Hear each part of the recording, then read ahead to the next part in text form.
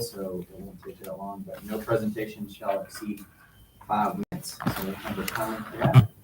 And the first person we have is Mona Block. No, that's kind of awkward for you. I'm sorry. Hi, I'm Mona Gloff, and I thank you for allowing me to speak today. I'm speaking on, I think it's number 14.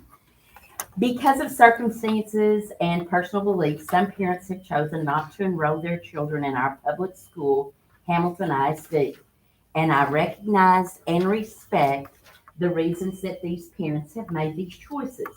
I am not against homeschooling, nor am I against private schools. That's just for the record. But with that being said, I'm also a supporter of public schools and Hamilton ISD students. I've been employed for 40 years as a public servant of this district, and I have a loyalty to our students. As a public school, Hamilton ISD students have a distinct advantage over homeschool students, one of them being extracurricular activities. We've been very successful in our band, our music, our academics, one-act play, cheerleading, and all of our many athletic programs. And in addition, our ag and FCCLA teams compete on a state and national level almost annually. These programs have helped our district attract many private and homeschool students. I can think of several that have moved here specifically for that and enrolled in public school for those reasons. Please consider this. Hamilton ISD students must conform to UIL and TEA rules and guidelines to participate and compete in extracurricular activities, not just athletics. This includes limits on our practice time, residency rules, attendance requirements, and for academic passing or certain grade standards. Hamilton ISD students are limited to a schedule of 8 class periods. We have to go to school those days and a certain number of minutes in school. All students who compete as Bulldogs need to have the same guidelines. I'm concerned that we could be putting our public school students, Hamilton ISD students, at a disadvantage. Homeschool students, and I'm not specifically talking about anybody, but I'm talking about down the line, this could happen. They might have more practice time for music solos, for athletics. They could have private lessons every morning after they did their homeschooling. They can have more rest during the day and perform better at practice. Their grades and attendance won't have the same requirements that Hamilton ISD students have. Our current students should not be at a disadvantage. I think it could create some big problems for coaches and sponsors later on if this happens. As a public servant of a public school for many years, I support our public school students. It's my hope that our public school, Hamilton ISD, will attract and enroll all area homeschool students because of our extracurricular programs. And when they're enrolled, they can all participate. I think that all the rules and guidelines should be the same for all of our participants. Thank you for considering this. Thank you, Ms. Block. The next person we have on the list is John Sally, also talking about House Bill 547. Howdy, guys. I have the distinct disadvantage of following the eloquence of Mona. And I'm on the opposite side of that. It's super awkward for me. I wasn't expecting an audience like this either. I came and spoke to y'all multiple times. I guess a couple of y'all may not know who I am. I'm Jonathan Sally. I'm the chef out there at COT. My kids are homeschooled. We very much want our kids to be able to participate in extracurriculars with Hamilton ISD. Sorry, I got super nervous listening to her. She was good. I do know that there are already rules and guidelines put forth on the homeschooled students partly that she addressed. They are not allowed to participate or practice during normal school hours, even if they are homeschooled. I know that y'all's question is going to be, who's going to oversee that? Well, that's the question with everything with homeschool. I don't know what to tell you. I know we don't break rules. It's just kind of who we are. Not supposed to practice during school hours. We would be subject to drug testing, just like the school district requires. We do have to pass proficiency exam. I say we, I'm meaning the kids. I don't know if I can pass anymore. They do have to participate, or they do have to pass proficiency exams, one at the beginning of the year, and then we have to show competency throughout the school year, if my memory is correct. I'm sorry, that really threw me off. I'm more nervous than normal now. It's really important to my family. I don't think that there's a large clamoring of homeschool students. I know there's not a whole bunch of them in the area. Most families I've talked to don't really care. And whether that hurts or helps my case, I've said that many times, I have no idea. I also know that most parents tried homeschooling during COVID and decided adamantly against it. So I don't think that there should be a large detractor where students are pulled out to become homeschooled in lieu of y'all accepting this if that happened. I just don't think it would happen. Again, I'm not a professional teacher, administrator, or anything like that. Is my opinion. Most people tell me, well, you're crazy for homeschooling. We did it during COVID and it was awful. I had that conversation today with a parent that was actually homeschooled himself. So you would think he would have stayed that course. But yeah, I really hope that y'all put your hearts and minds into the decision. And obviously, I hope you end up on my side, but I respect your decision either way. And I thank you for your time listening to me over the last year, I guess, and then walking up here. So thank you very much, guys. All right, so that's the end of our public participation section there, and we'll go on to special recognition, baseball and softball. Maybe we'll start with baseball since it's freshman here. Coach Timmons.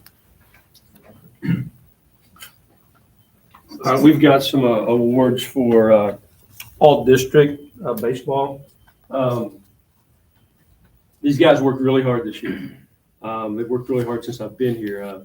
3 of these guys will be going and graduating, going on to bigger and better things. But, in 3 years, these guys have won, 65 games, something like that, which is really good. I'm very proud of them. They have a great work ethic. I'm going to miss a lot of them. But we thought we'd bring them up here. Some of them aren't here. It's summertime, and I guess you understand that. But out of the 9 starters that we had, all 9 of them received some type of award as far as all district. We had 8 all district awards, first team all district awards, and we had 1 a freshman, Bauman, that was honorable mention. And he's not on this one, but all 9 of them were there. So we'll go ahead and get these guys up here, and I'm going to miss a lot of these. And Sutton Lee, all district first base, first team. Shake your hand.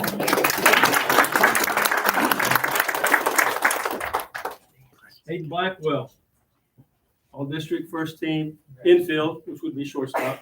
We got Hayden back next year. Congratulations. Good job. How do you make that sign, Caden? Caden Hopper, first team pitcher. First team pitcher. Gonna be Baylor Bear. How do you do that? Congratulations. Great season. Bryson Tarpley, all district. He was a defensive MVP for our district. So that's a superlative. Congratulations. Our second superlative was the newcomer of the year, and we'll have him back again next year, Tucker Calcoat. Pitch, catch, third. Not DH, everything but that. Congratulations. Chase Weaver. We'll give this a thanks as well. He was the MVP of our district, and if you looked on the website, he got the pitch. He made it to Round Rock. He got the pitch this weekend. Yay. Good job. And ones that aren't here, Ryan Worthington, he was the utility player of the year. Cole Bauman was first team outfield, and his brother Brett was our honorable mention left fielder. And thanks for all your support for these kiddos, and we look forward to bigger and better things out of a lot of them. Thank you all very much. Coach Simmons was named All District Coach of the Year. All right. Thank you all very much.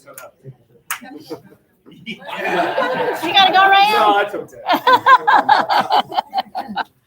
Congratulations. Softball, I don't think We had several softball girls receive something, Ms. Cody, none of them here. Do you want to call this out or you want me to? you can. Oh, okay. We had Kendall Stroud, was District 12 2A softball. She was second team all district and academic all district. We had Emory, we'll hold our applause to the end. Okay. Well, we can do each one. We had Emory Parrott, second team all district, academic all district. She was shortstop. Kendall was catcher. Carly Parrott was second team all district pitcher and academic all district. Laney Lane was honorable mention all district. She played second base, I believe. Destiny Radigan was academic all district. Austin Kleiner was academic all district. Kaylee Dovalina, sorry, thank you, academic all district, as was Ellie Stevens, and one that I missed that was second team all district and academic all district was Addie Kelly, and she played third base. So we'll give them that.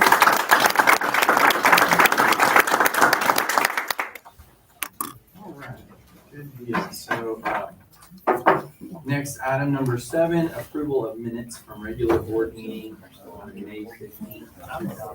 3. Yeah, you got one.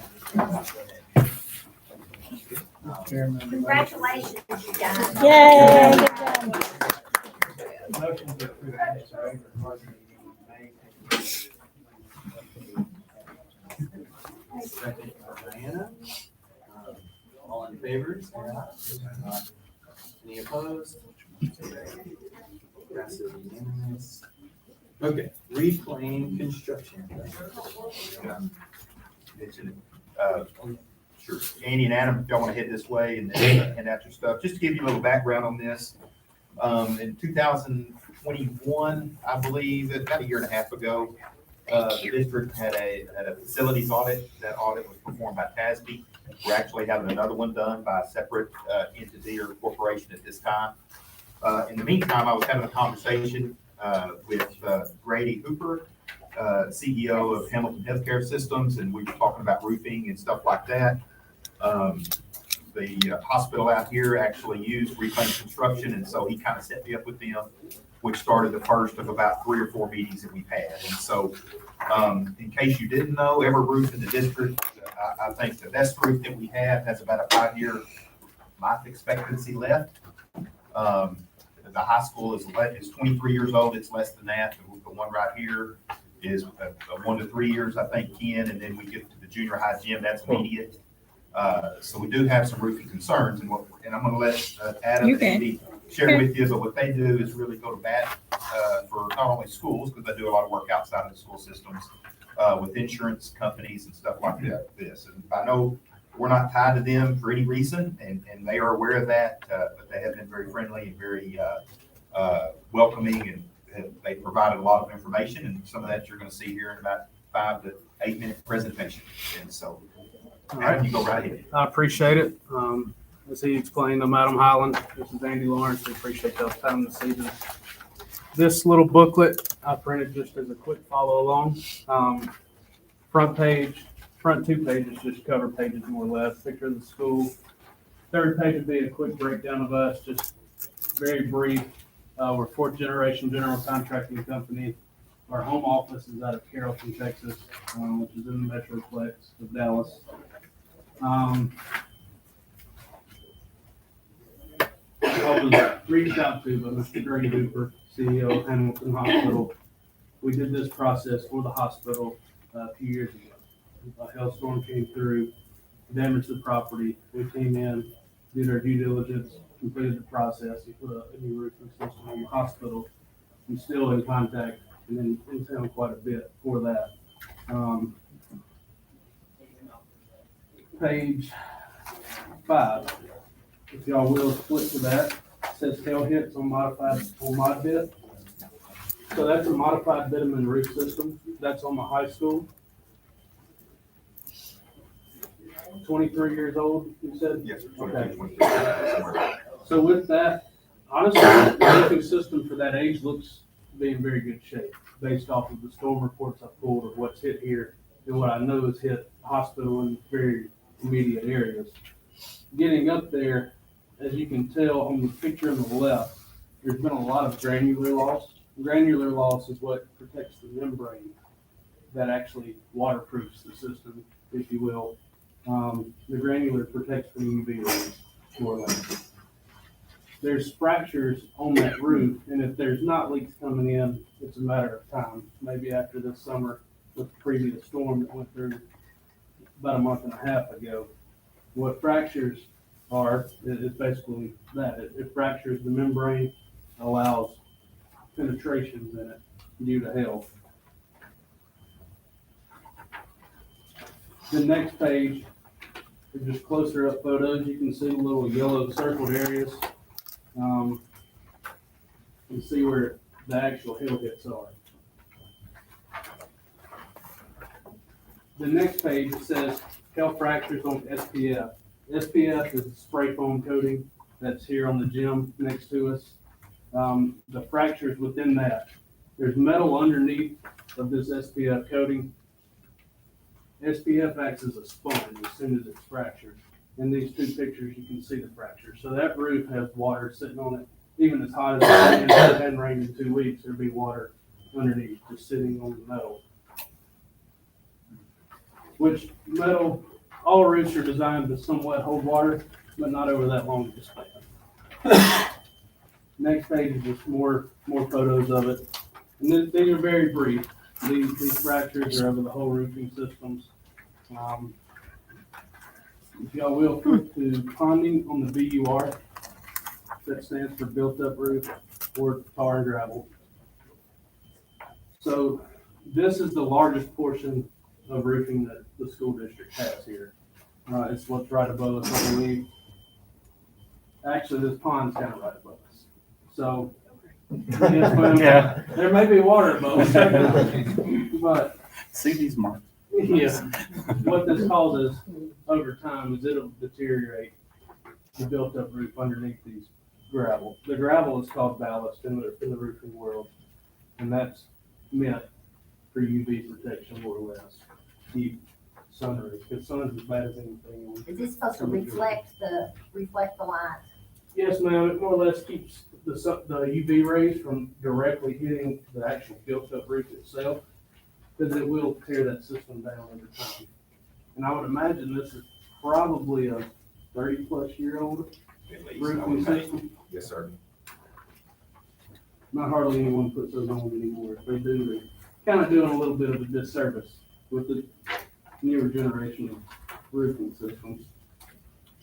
So there's an area where someone went up, put a patch in. You can see where it says failing patch on built up roof. That area, it's good to have there because we're able to see damage easier. Tar and gravel, it's harder to see damage because you have the rocks, so you have to scrape it all back. There's a big process of how to find actual damage in roofing systems. One thing that helps the case here are the skylights and the HVAC unit. You'll see a fractured skylight in the picture on that right page. Flip over one more, you'll see all the HVAC coils have smashed the coils flat. And that's all over the roof. And to touch on that real quick, one thing we do, we're not coming in here just looking to come in, let us file a claim and do your roof. We're coming in, we're gonna do a whole due diligence process. And I'll get into that in a second, but your HVACs will be part of that. The next page is another newer unit with the same. The one thing about hailstorms, I'm sure y'all know living here, they'll swirl. The hail will swirl from different directions. Typically, they come from southwest and northwest. But these units here are facing almost due north, and they still have some damage.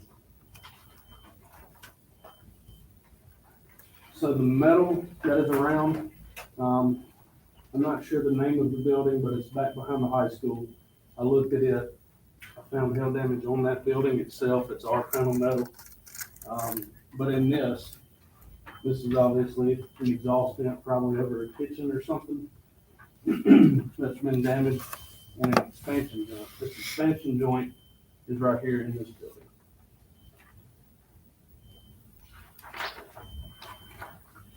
Flip to the next page. That's the hospital. Just as it was before we came in to do our process. It was an EPDM roof system with a gypsum deck. And you can see in the top left picture on that page how the hail impacted that gypsum deck, and it also fractured that membrane. And there's some similar success stories there. I know y'all will probably review these later, but if you will, flip back to where it says reclaim construction process. Let me go through that really quickly with you.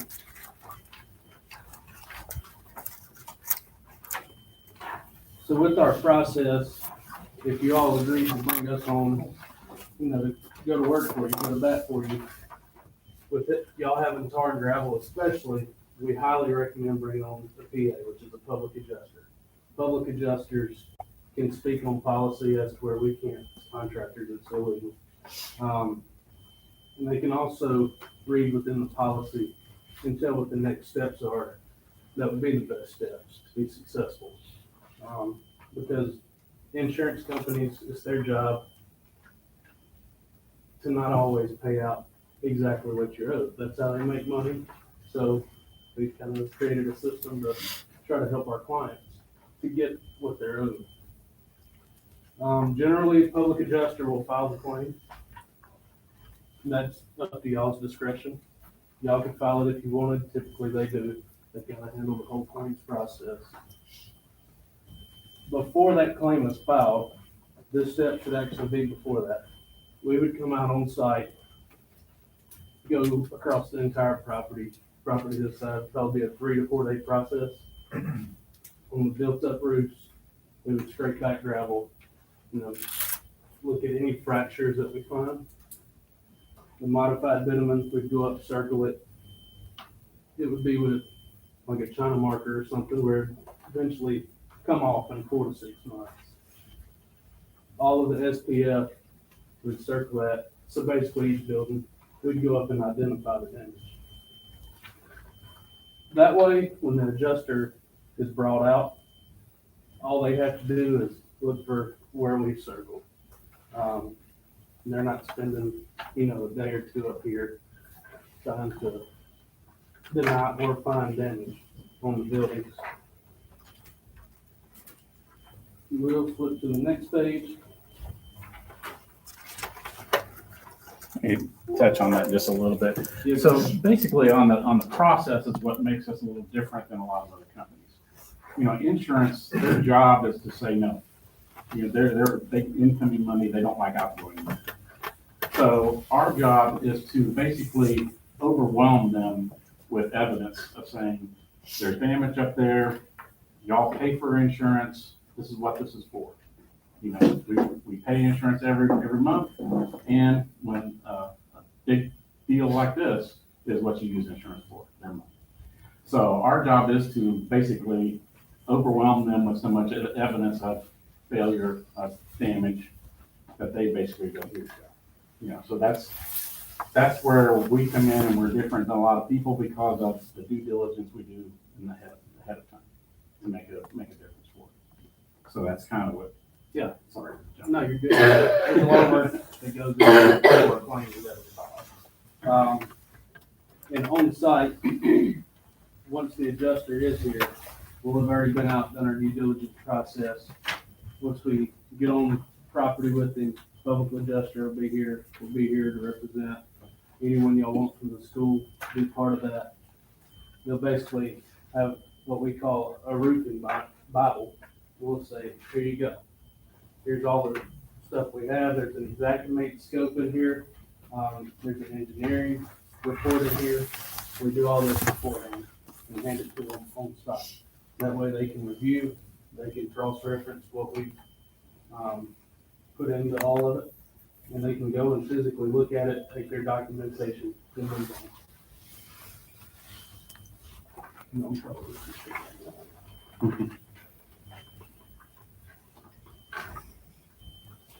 We are tip vendors. I don't know if any of you are familiar with what tips is. But it's an interlocal purchasing system.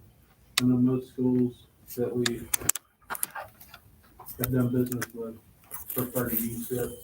That's completely up to your all's discretion. They, for y'all that aren't familiar with TIPS, they do bidding and then contract for, so that if they're a member of TIPS, we don't have to bid it out individually. It's already been bid out for TIPS. Right. It's just, it would be a huge aid in our purchasing process. And Adam, Yes, when sir. we met 3 or 4 weeks ago, you had a piece of paper that actually showed The the storm path, the report. storm path. the Yes, storm sir. report. And if It's it's in a, here. Is it? you have it there. It's really cool. Okay. I'm a weather. It goes, it goes directly over the entire campus. There's 2 storms in the same day. And let's say Went right over the high, the actually the high buildings, school the most. it comes right? across the high school, one of them does, kind of southwest, northwest, and the other one's a little more west, or northeast, and the other one's more west to east, kind of crossing somewhat in between the 2 schools. But obviously, that's the main track of those storms, so it's dropping off of each side. And hail doesn't necessarily fall just directly straight down, No, you it know. does not. You'll see it blow and you'll see, and that's why you're looking at some of these HVAC units and you're looking at the sides of them just pummeled. It's not because it's falling right down top of it, you know, these are blowing things, and it makes hail even more dangerous as wind blows because it's falling faster even at that time. And it does sometimes we'll see 5-inch hail and sometimes it will fall and basically be a snowball. It does nothing. Then you see a little inch hail and it'll go right through a, window or whatever. And we've all seen it, I wonder how many towers get hurt, every year. But, this kind of thing, but that's They're kind running of. for cover. Yeah, not fast there. Yes. So are there any questions that y'all can think of right now? I did have a question. You Yes, said ma'am. something about the air conditioners and the coil being Yes, all ma'am. beat up. Do y'all just replace the coil? Yes, ma'am. No, ma'am. So when we come in, we'll also bring in HVAC vendor with us. They work with us on any deal that we do. They'll come in and do a report. They'll label and list every unit on the property and tell whether the coils can be combed out or whether the unit needs to be replaced or if it's holding charge. And they'll go through their whole list of everything that they check. They're a lot more knowledgeable on HVAC than I am, but they have a checklist that they'll go through for every unit on the property and see if it's been affected. And that report will also be given, and that'll be done on the front end. Yeah, I don't mean to put you on the spot, No, but you're good. Adam, like, what's your gut? I mean, what do you think? I mean, I'm looking at these pictures and gosh, there's damage on all of them. Yes, sir. As I've explained to Dr. Harper before, tar and gravel is always the hardest, the built up, which is above us. And that's the largest portion that y'all have. But I'll tell you, I'm not one to waste my time and I don't want to waste y'all's. I wouldn't be standing here tonight if I weren't confident.